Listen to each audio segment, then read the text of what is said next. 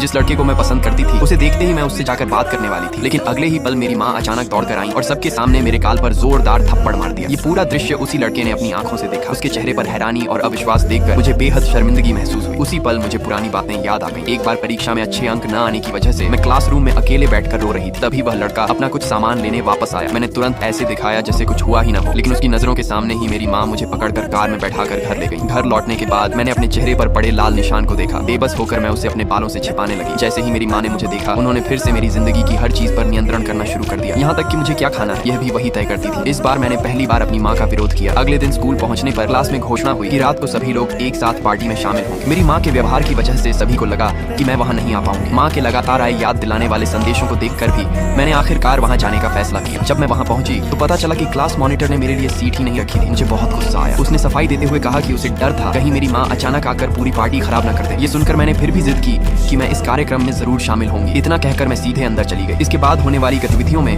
मैंने सभी की अलग अलग कामों में मदद की। इसी वजह से मेरी माँ की कई कॉल्स मुझसे मिस हो गई। पार्टी लगभग खत्म होने वाली थी, तब जाकर मैंने उनके संदेश देखे। उसी समय एक सहपाठी मुझे बुलाने आया। पता चला कि मेरी माँ ने स्कूल के ड्यूटी ऑफिस में फोन कर दिया था। अपने सहपाठियों के चेहरों के भाव देखकर मुझे बहुत गुस्सा आया। जब मैं ऐसी जगह पहुंची जहाँ कोई नहीं था तो मैंने तुरंत अपनी माँ से अपनी नाराजगी जताई, लेकिन मैं कुछ और कह पाती उससे पहले ही उन्होंने फोन काट दिया। गुस्से में मैंने जमीन पर पड़ी पानी की बोतल को जोर से लात मार दी। तभी मैंने देखा कि वह लड़का भी वहीं मौजूद था। इसके बाद हम दोनों साथ बैठकर बातें करने लगे। वह मेरी चिंता कर रहा था, लेकिन मैंने उससे यही दिखाया कि मैं बिल्कुल ठीक हूँ। उसी समय मेरी माँ का फिर से फोन आया और उन्होंने मुझे तुरंत घर लौटने के लिए कहा। ये देखकर उस लड़के ने मेरा फोन लिया और कॉल काट दी। फिर उसने मुझसे कहा कि अब से मुझे भी ऐसा ही करना चाहिए। इस बार मैंने अपने दिल की बात मानने का फैसला